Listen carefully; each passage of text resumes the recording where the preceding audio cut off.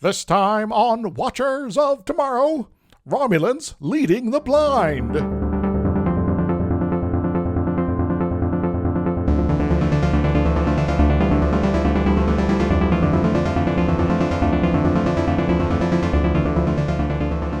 Hello, welcome to Watchers of Tomorrow, the sci-fi review and critique show where we have to put aside our differences in order to survive a hostile alien world.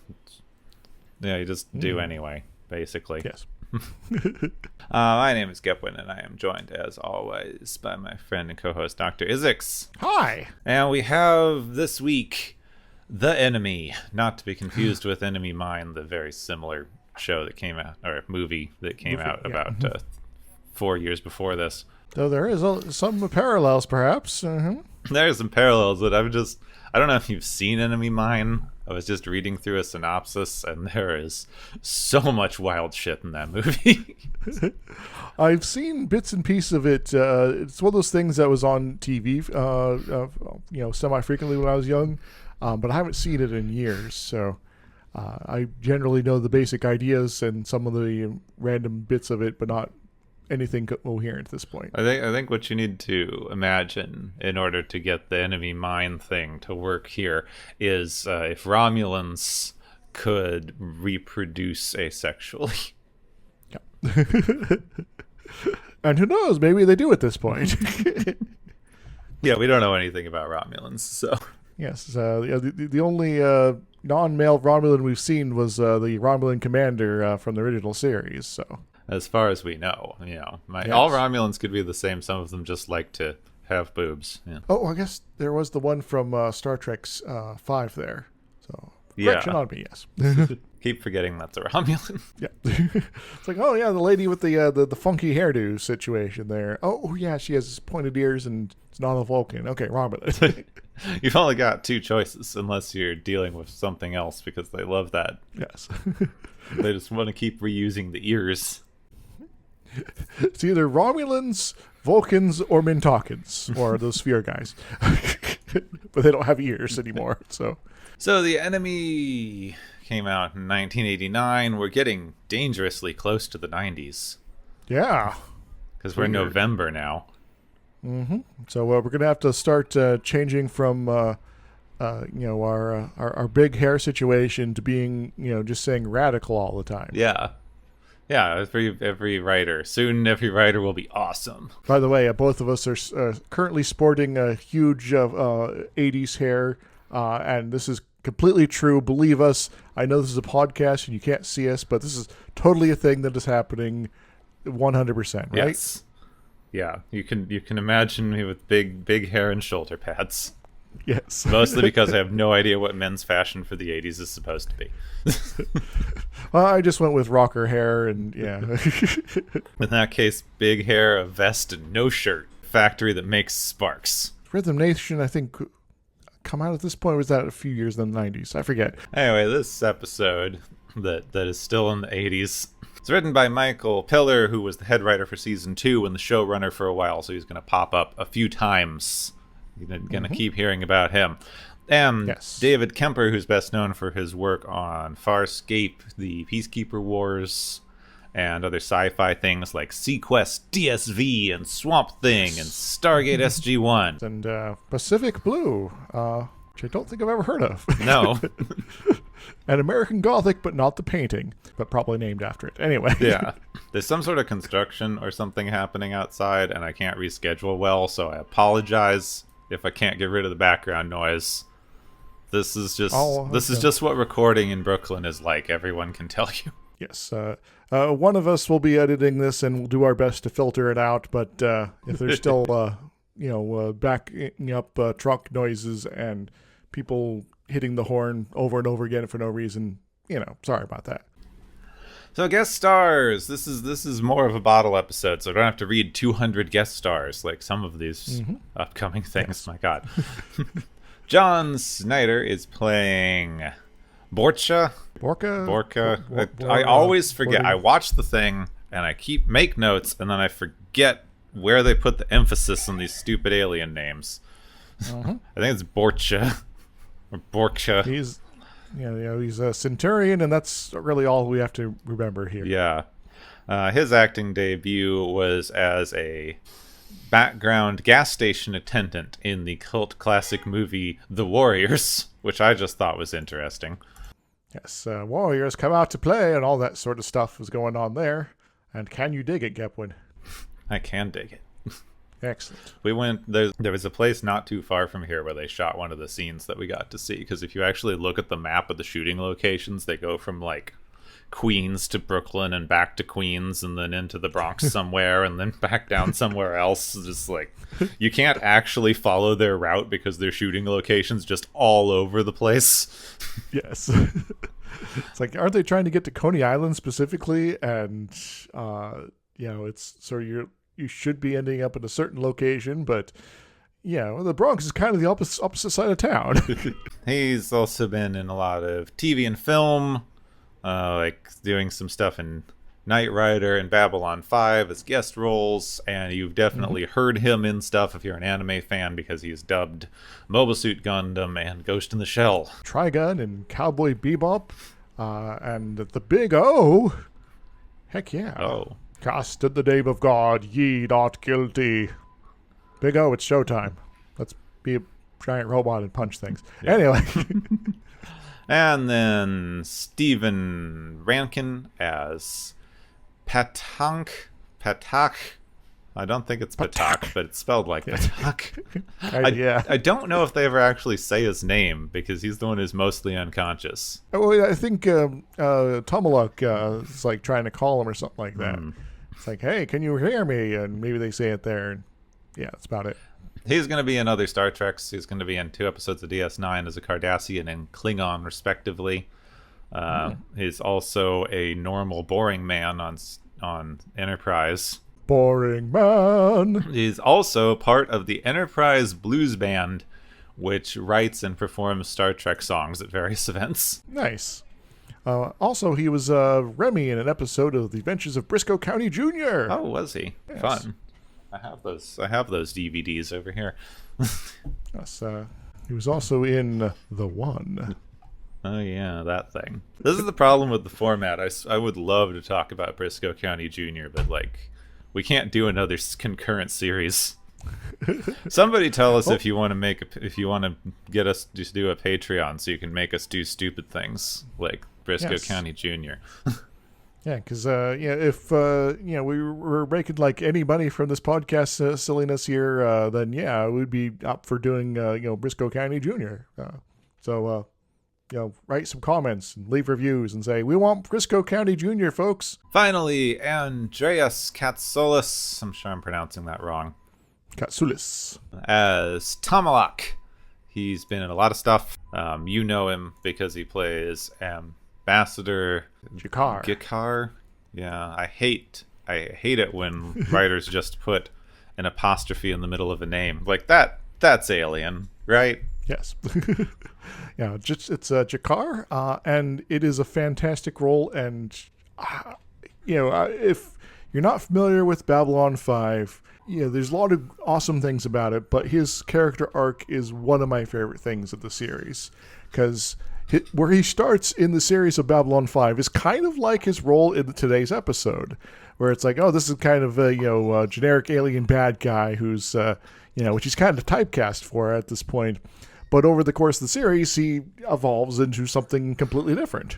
Which was supposed to get more of a chance to here, because Tomalak keeps showing up, but they don't give him any character arc. He just shows up in 2 more episodes, because they still haven't quite decided that the Romulans are going to be the main bad guys. Yes. It's like, the Romulans, they're kind of a random threat right now, but that's kind of about it. Oh, he was also in Max Headroom for a little bit. He's been in a lot of stuff. He's been around. Yeah. Crime Story, Alien Nation, Mafia. Unfortunately, he has passed away, but it's still a good fella in terms of his acting chops and what he got through. I do have a quick anecdote that I learned from a panel done by some of the Babylon 5 cast after he passed away, and apparently he was very super cheap. Like, being a sort of, effectively a B or C-list actor in, just general TV productions, it doesn't necessarily pay a lot. And so he's, rooming with another one of the cast members of Babylon 5 for a while. And so and you just like, yes, I'm going to do all the couponing. I'm going to, get all the deals. And like one time he got like really like militant about getting like a free chicken. It's like, but yes, you went in and got the deal, but where's the free chicken? So yes, an interesting fellow overall. Yeah, once you are on TV, it's hard to realize that like it's just paying gigs for TV. You're just getting paid per season or per episode. So there's plenty of people who's like, this person was super famous in the 90s and was on so much television, was the main star of stuff for ages. And then like later it's just like, yeah, I didn't actually get to save any money from that. Yeah, it's like just having a regular job. You just happen to be an actor as of it. Yep.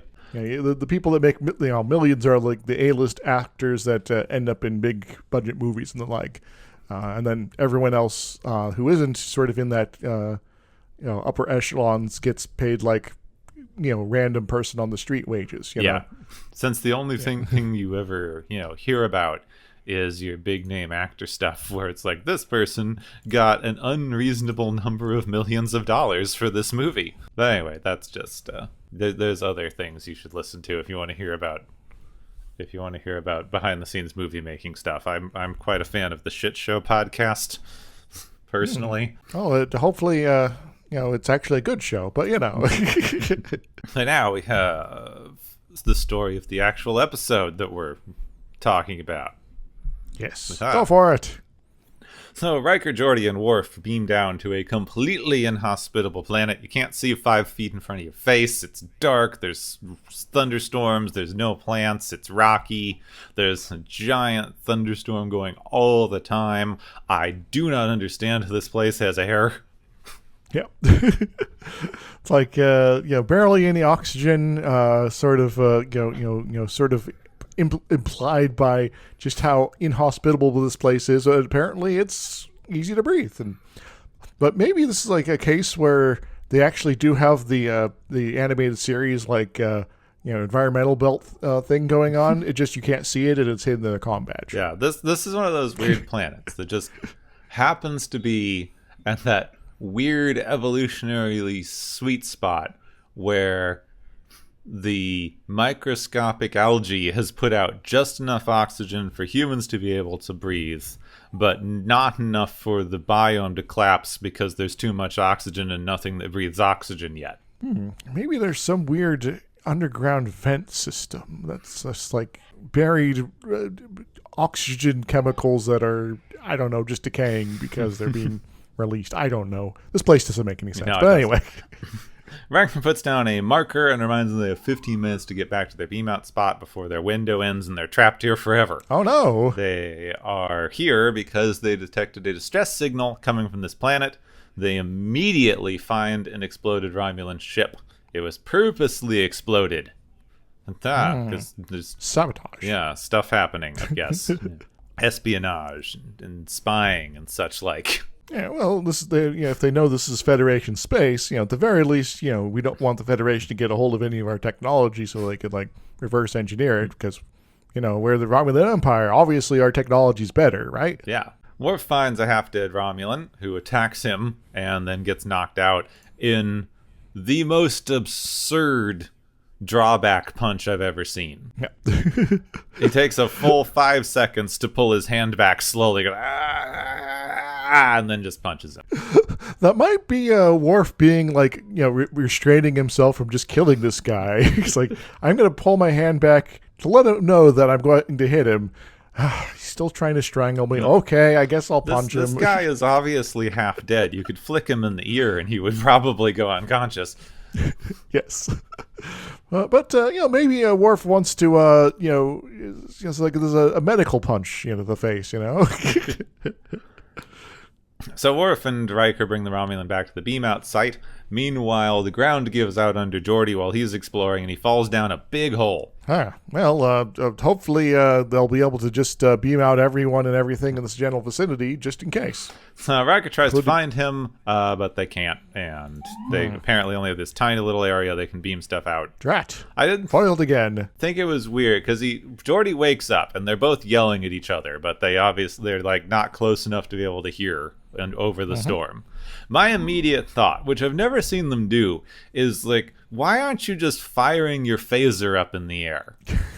I was actually thinking that myself, during this bit here, and I guess maybe he just didn't think of it, or yeah, why does your phaser not have a flare mode? Yeah, it really should, guys. Come on. So they all have to leave and leave Geordi trapped on this planet. Well, hopefully we'll be able to pick him up later, and he won't get horribly mangled by, the local environment that's going to collapse because, all the stuff we mentioned earlier. Yeah. They don't know when they're going to be able to beam him out because apparently the storms on this planet create too much interference for transporters to work, but they ebb and flow, etc.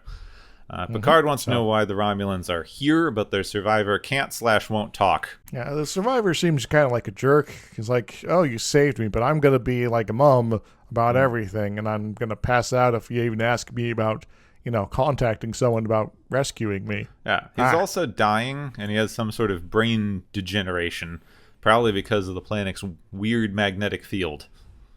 Yes, so it's gonna mess with your head, but we sort of figure out some of the details of this as the episode progresses. Yeah. They need to give him a ribosome transfusion. Wait, is that similar to riboflavin? Yeah, riboflavin. So Crusher needs to test all the crew members because they can't actually replicate it, and it's difficult to find a compatible donor for a Romulan. Well, could we replicate something similar? No. Nope. Replicators can't do DNA well, apparently. Which I guess kind of makes sense. If replicators are sort of either assembling, base materials into into a singular sort of basic alloy at the most, or more complex stuff, as in, all right, well, we already have like a vat full of protein and we're going to turn that into food. Well, we'll have a few things that we have sort of off the shelf in terms of how we do that.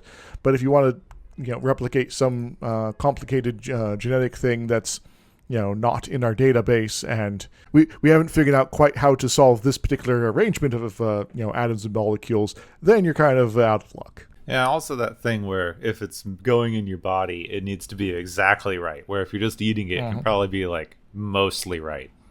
Yes.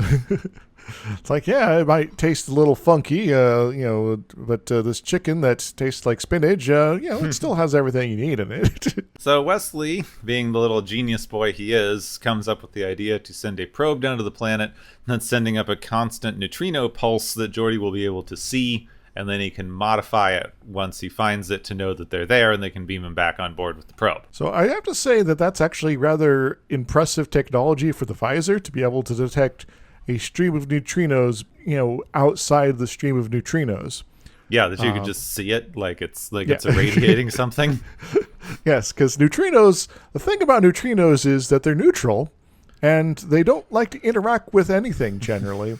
And the main way that they do so is through the weak nuclear force, and they do that by basically bumping things with very short-lived bosons, and that produces potentially an increase in the energy or whatever of the things that they're kind of bumping into. And in terms of us detecting it in the real world here, you need a giant vat of water with very sensitive detectors all around it to see a very, very small light that just seems to come out of nowhere with the right energy spectrum to be picked up by all of that. And Geordi's like, I don't need a giant tank of water. I could see all the interactions between these neutrinos and the air. Yeah. Well, what you're forgetting is there's a lot of stuff in this air. This air is like soup. They can't even transport through it. Yeah. But I guess also Geordi has maybe a special advantage compared to Worf and Riker in terms of being able to see, because apparently he's able to see this neutrino source like beyond the horizon sort of situation. So that's pretty wild. I still think it's probably because it's bouncing off stuff. You know, like if you had a concentrated beam of light going straight up, you wouldn't be able to see it unless it's hitting a bunch of things in the air. Yeah. Well, that's my point, though. Neutrinos don't bounce off stuff very much. Yeah, but there's enough stuff in this air for the transporter to not work. So obviously something's going on this planet. Yeah, it's like it's the neutrinos are bumping into the atmosphere at rates much higher than they do when going through solid rock somehow. I'm just confused. Well, it's also a concentrated neutrino stream. Yeah. Have you gotten a concentrated neutrino stream? It's probably like a lightsaber, but neutral. I guess at that level of an intensity, then you'd have to have some sort of intense fusion reaction in order to generate it. Which case, maybe there's other things you'd be picking up at that point. Yeah, I mean, they do that all the time. They fuse everything. Yeah. Activate the microfusion generators. Go! So they intercept a transmission from the neutral zone. This is Romulan Commander Tomalak. He has received the distress call and is on his way. Picard contacts him because Romulans can't come into Federation space. So what up? What up, Tomalak? Yeah. So yeah, I see you over there. I see you coming by. Yeah, they send out the thing. It's like, we heard you.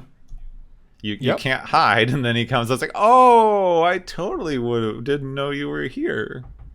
Yeah, it's a little awkward here. I'm just going to pick up a dude.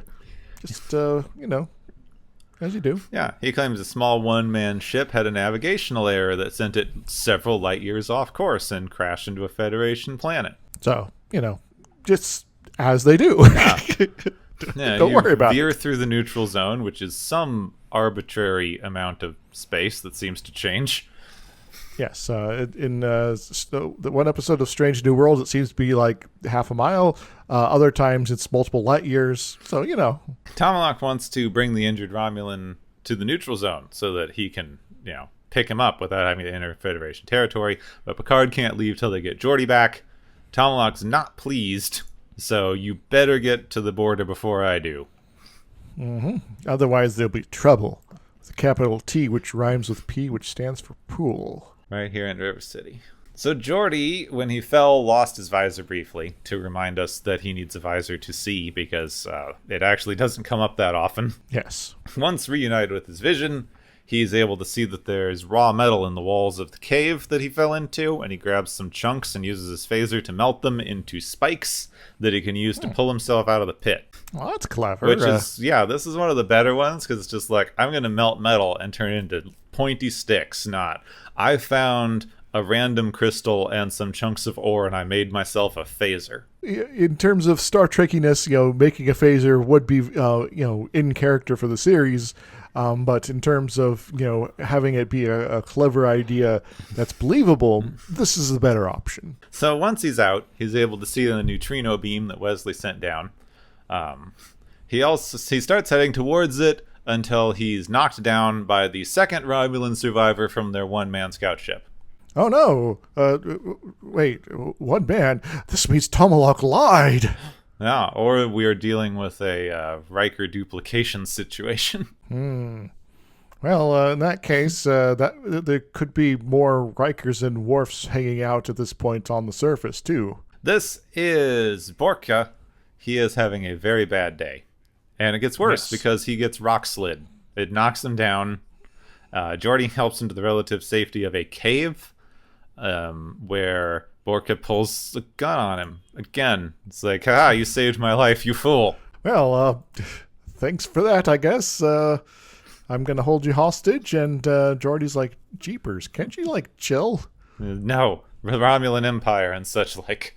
And there's a part of the exchange here. Geordi's like, well, the secret's out. The ship's, everything in orbit is a Federation ship, and you're not going to get rescue from a Romulan, so you might as well not take me hostage, please. Yeah, he's like, no, we'll die here, thank you. Drat. So Crusher, back on board, has finally found a compatible donor for the sick Romulan.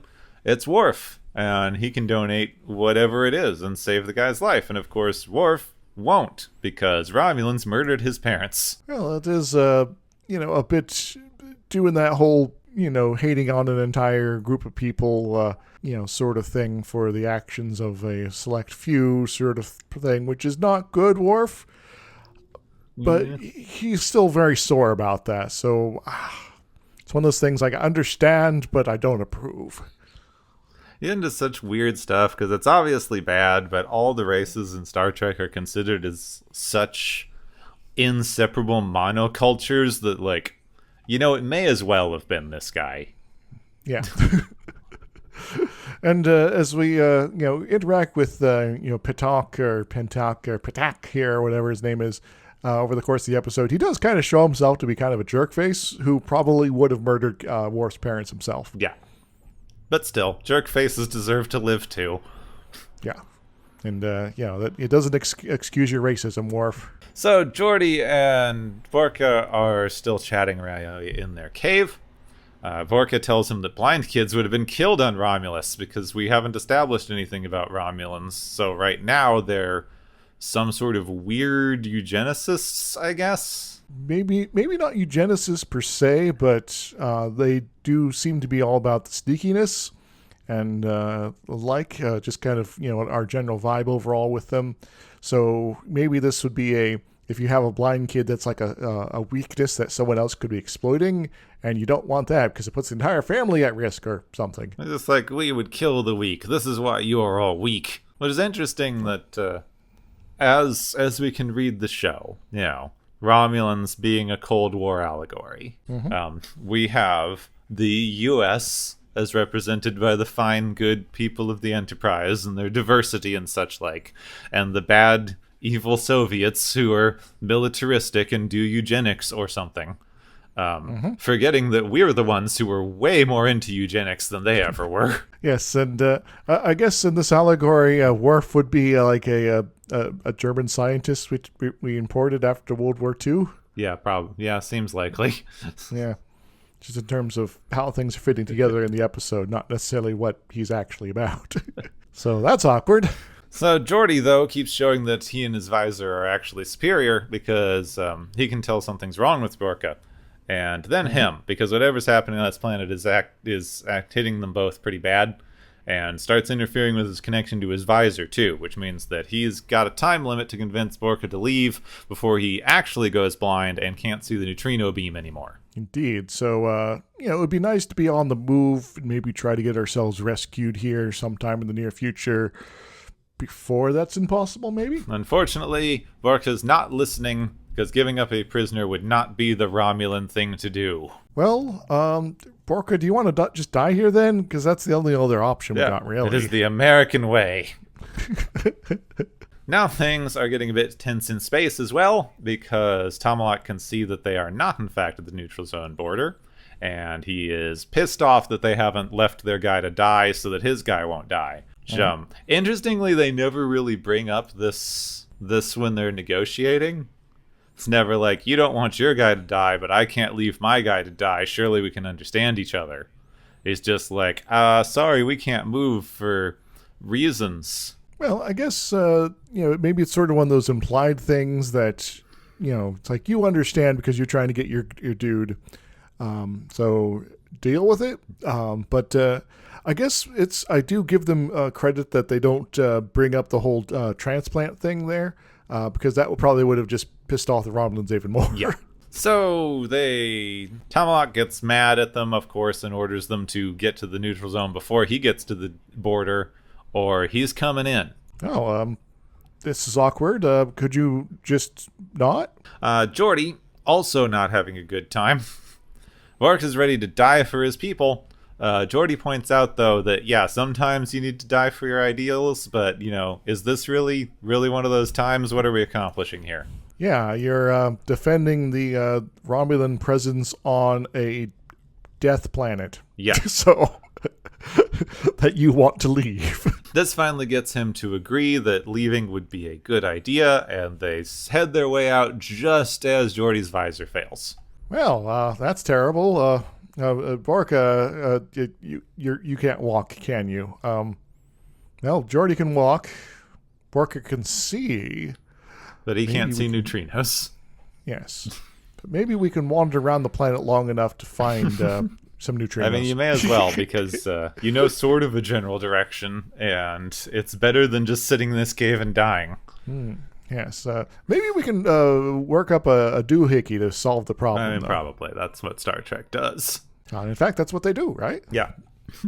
But first, Worf goes to talk to Riker because he's conflicted about his decision about wanting the Romulans to die terribly, because, you know, he's Federation as well, which says don't do that, but he's Klingon, which says do that. Yeah, Klingons tend to hold grudges just generally. So having a situation where he talks about like the specific the blood that his parents gave him, and that they took away as well. So it's like this is like to volunteer like this would be to effectively bow to the Romulans, and I can't do that. What do you think I should do, Riker? Actually, I don't care what you want to do, but you want me to do a thing, but Riker gives basically the same speech Star Trek always gives, which is, do you hate all Romulans forever? What if we make peace? We said that that it was impossible to make peace with the Klingons a generation ago, and now you're here. Yeah, and there's never going to be a conflict between the Federation and Klingons again, so that's pretty cool. Like, if you let him die, and then his kid lets you die, and then your kid lets him die, like, where does it stop? Yeah, it'll just be violence all the way forever, and that sucks. Then, before anything's worked out, Crusher calls Worf to sickbay, because she wants to make Worf look in the eyes of the consequence of his choices, which immediately backfires. Because Worf tells him that he could save his life, and the Romulan guy goes, I would rather die than accept help from you, which should remove any moral problem as far as Crusher and her medical ethics is concerned, but it doesn't because they refuse to deal with this fact. Well, also, this is the Federation, where sometimes medical ethics is just kind of like a suggestion. Yeah. So your patient has straight up refused treatment, doctor. This is a thing. Well, they're unable to consent because they're being a Romulan.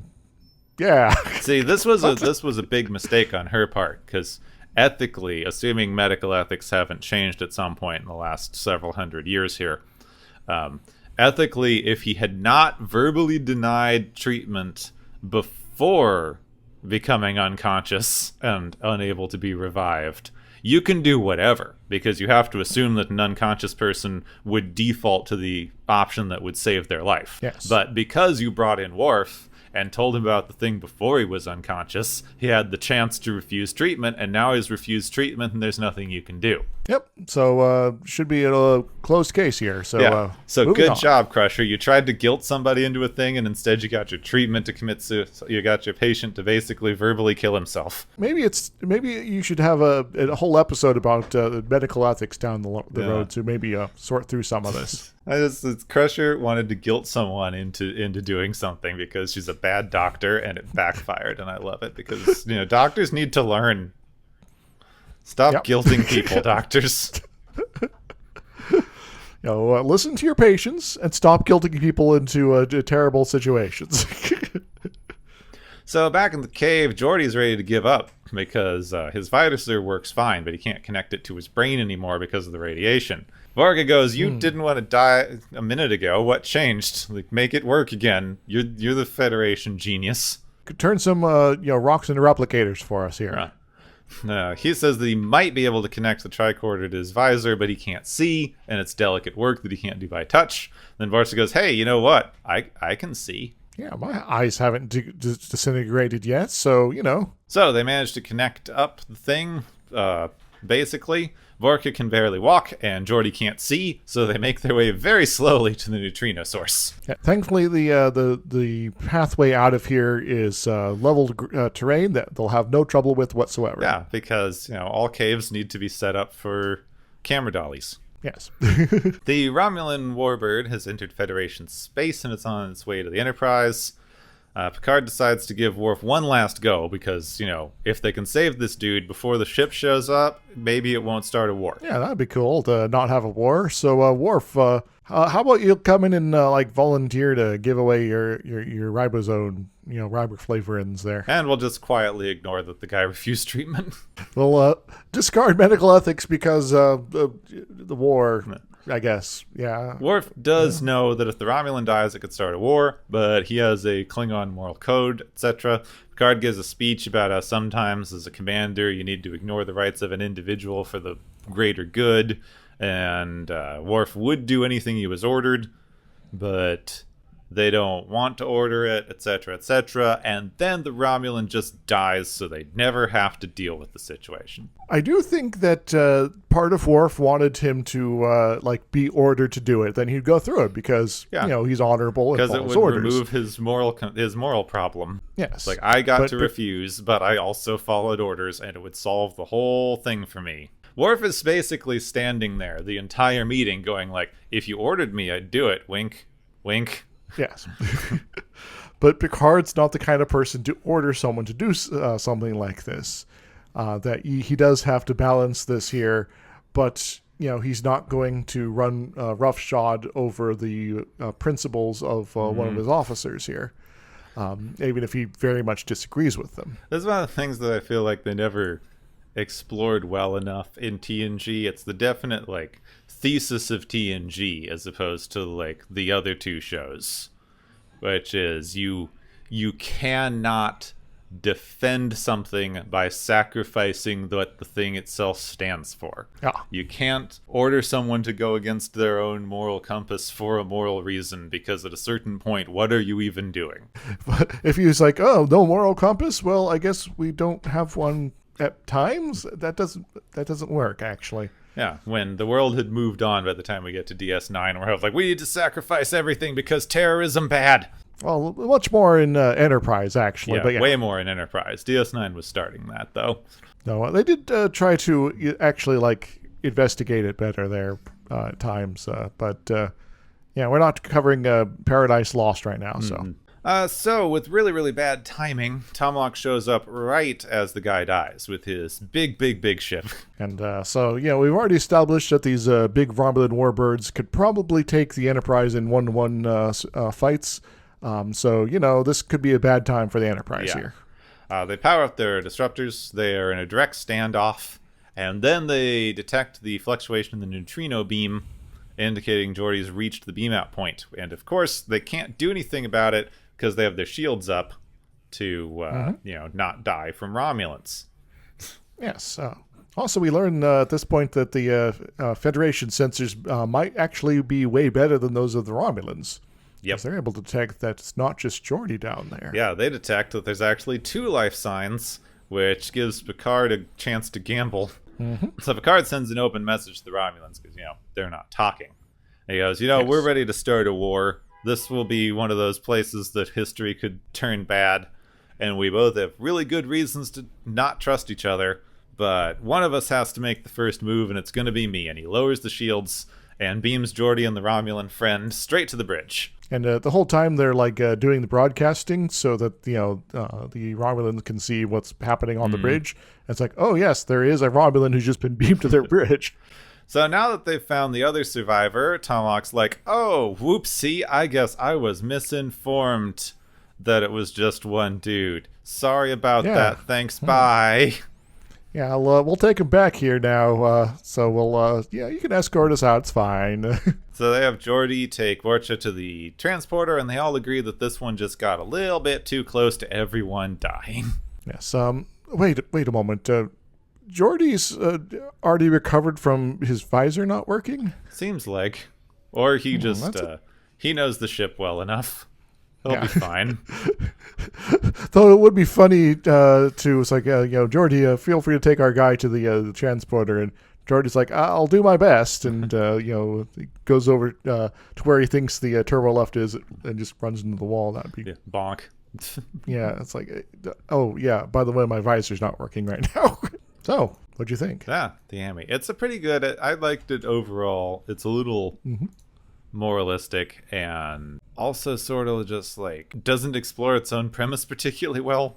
Well, It's another one of those like it's another one of those things where stuff just sort of works out by happenstance at the end. yes. Because it's like, oh, by the way, there were 2 survivors. You wanted to save a Romulan? We got one. Yeah, we'll hand them over and we fine. So, I guess though, we do sort of rag on this Star Trek in general a lot. That they sort of bring up these questions, these moral dilemmas, and kind of just sidestep them in some fashion.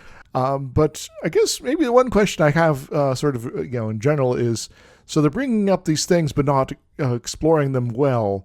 But is it good? Is that potentially good enough if it gets the audience to think about these things? Oh, I always hate that argument because the audience thinks wrong. I've seen so many people do that. It's like, it makes you think, and then they come to such weird, random conclusions. It's like, of course, you didn't actually think about it. You just confirmed your own biases because the episode refused to tell you what it was about. It's like, maybe if you're well trained at analysis of TV or literature or whatever, you can sort of put the pieces together to come up with a sound conclusion based on what's being sort of argued here. But for most folks, we're not paying attention in English class, I guess, and so it's like, oh yes, this totally means that we should support, I don't know, intervention in the Central African Republic next week. Let's see, this is the problem. Everyone's on about how media analysis is the issue. You've got 2 things going when you have stuff like this, which is why I hate the it makes you think argument. Because you have the thing that the episode is trying to tell you, which you shouldn't need media analysis to figure out, because the writers are trying to communicate a thing to you actively, and so they should just do that if it's any good. And yeah, I get the subtlety and subtext, etc., but if someone's writing an episode of something to communicate a thing, that communication should at least be obvious enough that most people understand the thing that they're saying. All of the other stuff, all the analysis and things that we complain about, you can read just frickin' anything into it, because that's what media analysis is for. Is for you to start with a thing and do whatever and examine the unintentional things that are being put in and societal biases and etc. So just because they meant to put something in doesn't make it any more right than the stuff that they accidentally put in. So if we're going to talk about the stuff that they put in, we need to talk about the stuff they put in, not the stuff you could potentially read out. Yes. So in short, there is there's still a frustration that we should really be feeling about not completing the circle. Yeah, I don't think they even did much bad. Their thesis is you shouldn't hate each other on an individual level because it's bad. It got one guy killed, and it almost got Geordi and the other guy killed. Yeah, and almost started a whole war. And, there really wasn't a good reason to go to war other than people are concerned for their people. And that's just driving us into a situation where, we're going to have to be in conflict here. The only thing that I don't love about it is they don't really go into the entire reason that Tomahawk doesn't want his people captured is because they were doing something illicit. Yes. The caring about your people is a pretense. So it's a little weird for him to suddenly actually care. They don't set him up as that kind of character. Yes, which I guess is probably why Picard, effectively goads him. It's like, yeah, you can very much use this as an excuse to start a war here, guys. And what you're doing here is obviously illegal given our treaties and all of that. So either you are, actually feeling good about not killing people, in which case you shouldn't go to war right now. Or you're full of shit, and everyone already knows that's the truth. And, you can save face by, not getting people killed.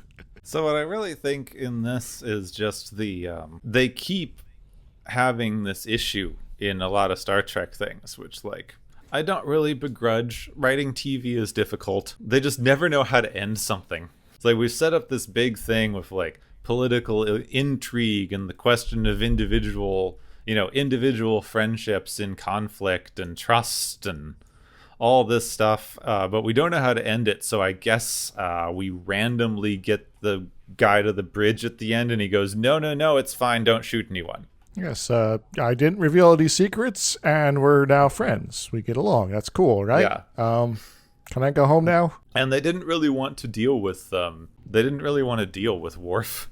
I do think, though, in terms of building up Worf's character and sort of the Klingon ideals, at the very least, it actually works for me, because Klingons do very much have a certain honor system that we're slowly getting exposed to. They're making it up as they go along, of course, but in terms of assuming that this is already a thing that's been created, this is now a bit of evidence that they do hold these grudges, and they very much have effectively like a sacred bond with their parents in terms of if someone hurts them, then you are obligated to hold a grudge, even if you're not necessarily feeling it. Because Worf is not like really, ranting and things like that, but he is doing his, I'm being intense and, making this argument strongly, guys. And also maybe one of the reasons he was in that meeting with Picard, sort of going, hint, hint, if you order me, I'll do it. Because, again, he's trying to follow his code there, and it isn't necessarily following what he is, feeling in his heart at the same time. I think the thing that they didn't actually examine well enough for the Worf arc is the interactions with Crusher. Yeah. Because the fact that she is just so floored by I fully expect you to make what I consider to be a medically moral decision, and you're not. And now I'm horrified and hate you. Worf and Pulaski, maybe had a weird relationship, but it was generally friendly. But at this point, it seems that Crusher just doesn't interact with Worf very much to know anything about his sort of temperament here and the way he works. And so she just assumes he's a Star Trek, a Federation officer here. So obviously he's going to think the same way as myself. So easy peasy. The thing that they don't actually examine is the way that completely throws out his medical autonomy. Yeah, which is maybe one of the problems that future medical ethics people are going to have to deal with at some point. That it's yes, there is the right thing to do, and we all know it. So there is no choice. Maybe we should examine that a little bit. Yeah. The idea that there's just only one good thing to do is a bit of an issue if you're going to try to force people into it. Mm-hmm. They don't have a discussion. They don't talk about it much. They never confront the doctor with her weird guilt trip. They just go oh, I'm going to guilt trip you. You have to watch this guy die. You want this guy to die. Don't you want to sit here and watch him die, you terrible person? Well, not really, but I guess you're going to get me to do it anyway.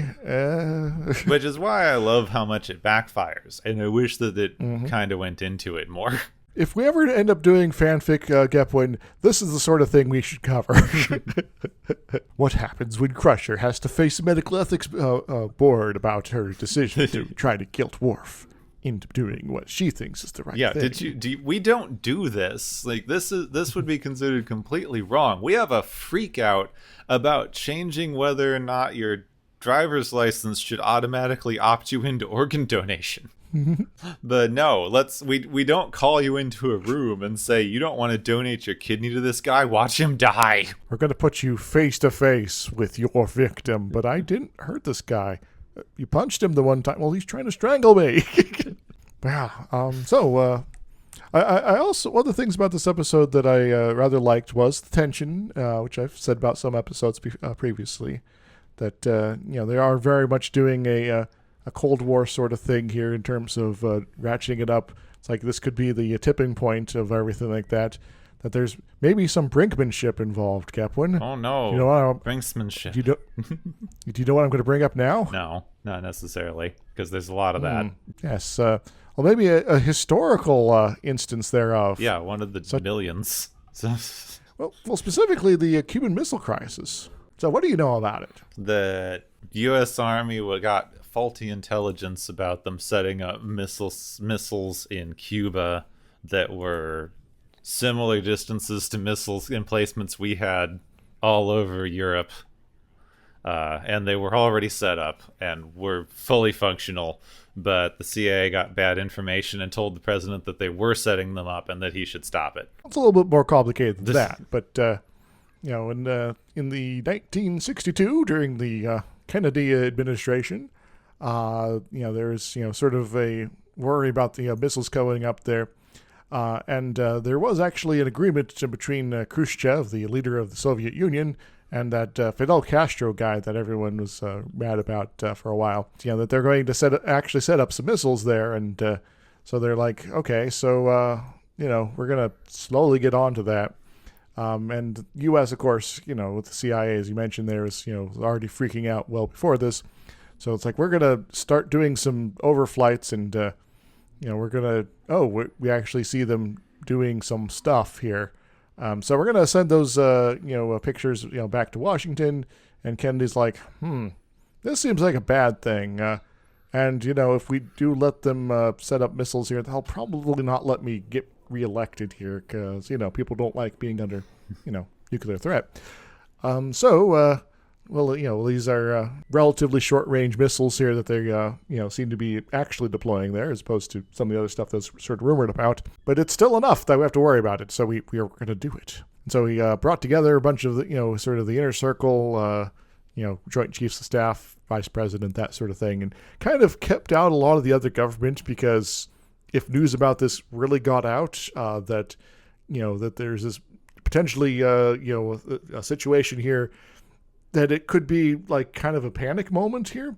But eventually, information did start coming out, but kind of already when things were being resolved here. Because, Kennedy's decision's like, all right, so some folks want us to go and just start dropping missiles or dropping bombs all over Cuba and engage in a massive ground invasion, all that sorts of stuff. Others are like, we should just like tell them no and just leave it as such. They'll be fine. They'll back down, right? And Kennedy's like, both these options sound terrible and like they won't work or will get us all killed. So let's go with something different. We're going to get some boats and we're going to quarantine Cuba. Not blockade, because that would be an act of war. And because, that's like part of the, international agreements about what counts as an act of war or not. This is a quarantine, so it doesn't count, right, Gepwin? Yeah, because they're totally different, and you had good reasons to do that for some reason. So we're going to just make sure there's no, missile supplies coming into the country, and everything will be good. So Kennedy's like, all right, so, well, this is going to be potentially a flashpoint that could actually still lead to an actual shooting, aka missile war, aka everyone dies war, with the Soviet Union. So we should probably have options for a way out. So he's like, hey, Khrushchev, we're not going to let you deliver any more weapon systems to Cuba just generally here, especially no more missiles, please. And just maybe remove all those ones from Cuba, and then we'll be cool.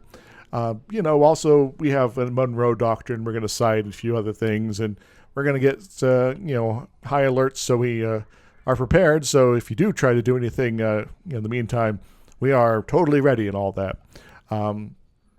There's, different levels of DEFCONs were set, and there's sort of a moment of stalemate. The U.S. and the USSR were sort of like trying to decide what move to make now. And so, the White House is like, well, maybe we should like figure out a way to like actually talk to them that doesn't go through our State Departments, because there's maybe hardliners on both sides that we should probably get around in terms of trying to do this. So there's some back channels communications here. and sort of let on that's like, yeah, we can sort of actually have a move for moves sort of drawing down if that's okay. The U.S. was looking to remove some missiles that they had set up in Turkey in the first place. Because they're a little bit of out of date and they didn't really feel like they needed them anyway. And so, it's like, yeah, we'll withdraw our missiles from Turkey, and you guys withdraw yours from Cuba, and it'll look like a tit for tat sort of, coming to the table to negotiate and to get past this crisis sort of things here. There's a little bit of back and forth here, and maybe that there's fear about maybe there's like various factions, including on the U.S. side, that might be causing problems here. And then the U.S. is like, all right, so we got these photos. We're going to show them to the UN and all that, and make sure we have international support for our various moves, and got our ships up there. Russians are like, okay, I guess we're not going to try to run your quarantine, not blockade, quarantine. All right, I guess.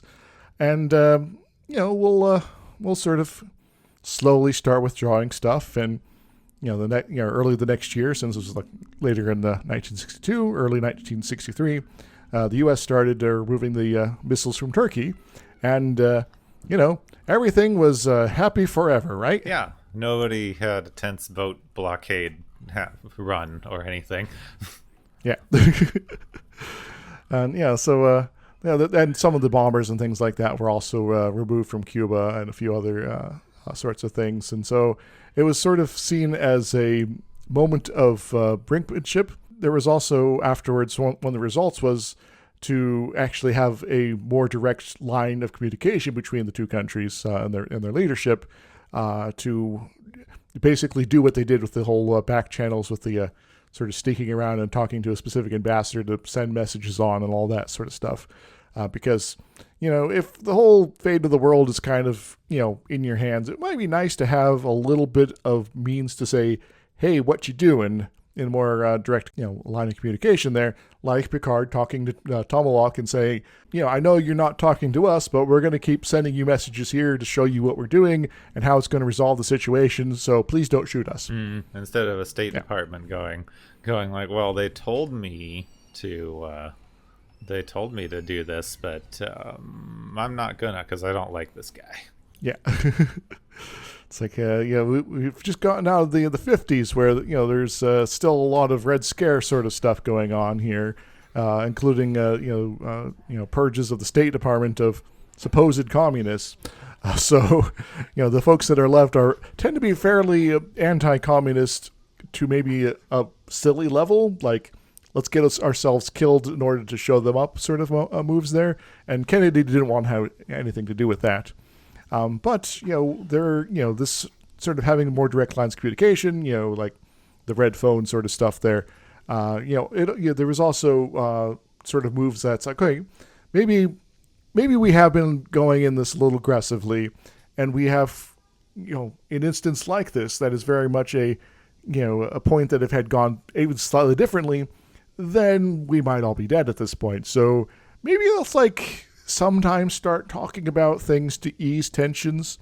And so it's sort of cited as one of the things that led to some of the later treaties between the U.S. and the USSR, such as the Test Ban Treaty and the various SALT treaties and things like that, to sort of, make it so that we don't have to maintain and test a whole massive fleet of missiles that could destroy the world, 20 times over. Maybe just one or two is fine. I mean, nobody actually wanted to blow each other up except for the weird military hardliners who are in charge now. Yeah. Weird, huh? So yeah, the Cuban Missile Crisis, it was a thing, and there is still lots of misinformation about it. As you said, the CIA sort of had an impulse to that they wanted to sort of play it up more so they could have another go at invading Cuba.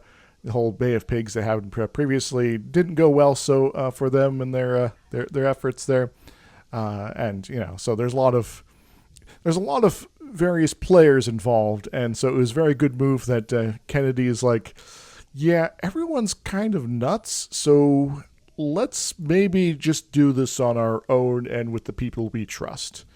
because otherwise we could have a bad time. So, brinkmanship. It sucks, but it could potentially, if you manage to not get yourselves killed, be a good excuse to maybe try to not get yourselves killed. Yeah, I think I should mention, because I ran into this a little earlier, where like I've heard this word a lot, and I never actually looked it up. And it's a political move in which you push stuff to the brink of war in order to gain a political advantage. It's a very dangerous international politics shit that probably didn't happen as much before Cold War politics. So I guess you and me, Gepin, we should play some Twilight Struggle to celebrate this at some point. That we haven't gotten ourselves all murdered yet, and that's a good thing. No, whatever that board game from the RoboCop movie. Oh, yeah. Nukem. Okay, we've had a lot of medical ethics and international politics. So yes. Probably time to move on and have the galaxy's favorite game show. Woo!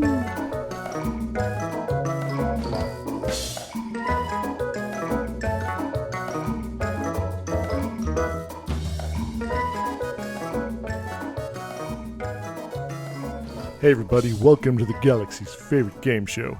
We got various players today, and they've been racking up some points, and some of them are weirdly equal in number as they look at each other across the stage here, thinking about going over there and getting into a fight. But hopefully we can avoid that by handing out our prizes before it. It kicks off there.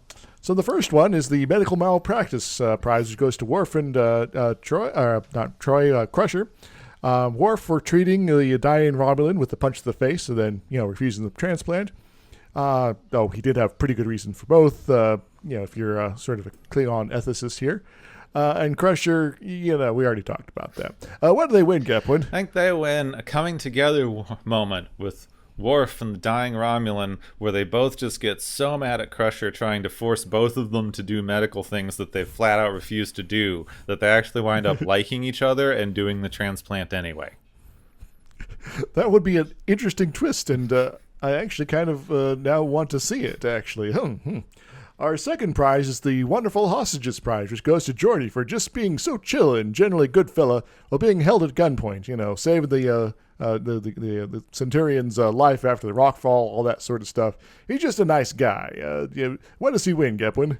He wins a Braille visor. It obviously has something. It needs to have some sort of thing that lets him have a tactile interface for when it stops working, because this happens way too much. They need some backups on this thing. It's not like, Braille technology has gone away at this point in the future.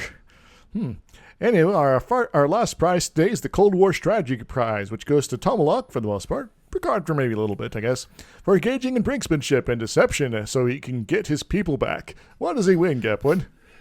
Tomalak wins a quarantine zone.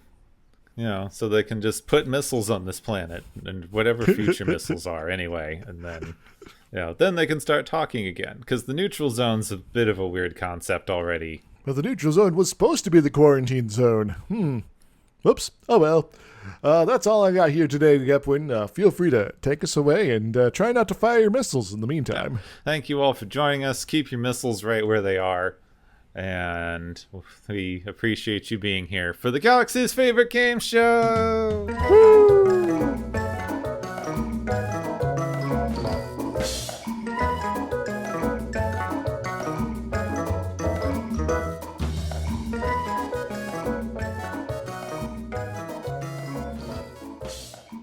I rather enjoyed that episode here. Did you catch the theme, the Klingon theme, when the Romulan is like, I don't want it to get the transplant. Yeah. Yeah. Da, da, da, da. I don't want it. Worf is getting all Klingon-y. This is just the thing that happens in Worf's head when he starts having Klingon thoughts. Yes. So I'm sorry, I wasn't listening. Maybe all Klingons have that. Maybe that's why we keep hearing the theme. Yeah. It's time to Klingon it up. So next time, we have a very mediocre episode that I always kind of liked before, And then when I was looking at it recently for this, I realized that the guy that you're supposed to like is hella creepy. And Yep. that the only reason this episode is remembered well at all is because it sets up a much better episode in Voyager way later. Yes. And though there is the gratuitousness of the one scene there in this coming episode. I mean, which one? There's a lot of it. Yeah. Well, specifically the one where they had Troy and Crusher wear the bathing suits but backwards. Oh yeah, the weird workout outfits that's become a famous meme.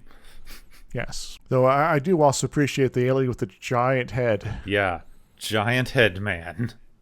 Yep. It's like, oh, you could like set up a T on the guy's forehead there. It's just so huge. Well, it's fun because that guy's pretty famous actually. Mm-hmm. Otherwise, don't want to spoil things, but he's been in lots of cool sci-fi movies. Yes. So I guess tune in next time. Yeah, and you can find out who this very, very tall man also played.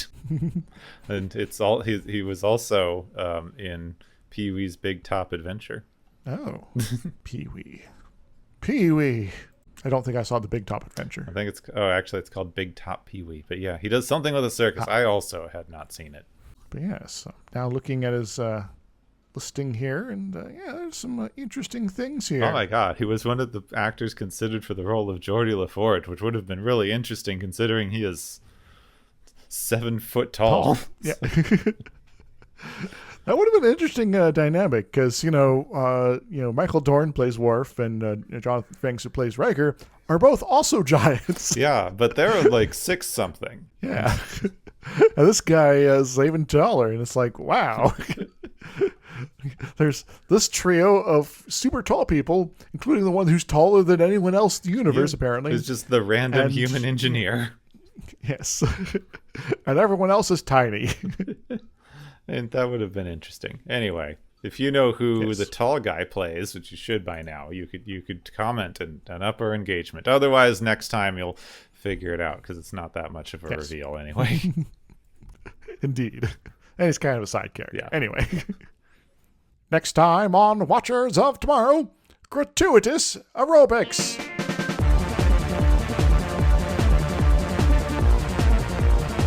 You have been listening to Watchers of Tomorrow, a podcast on science fiction media.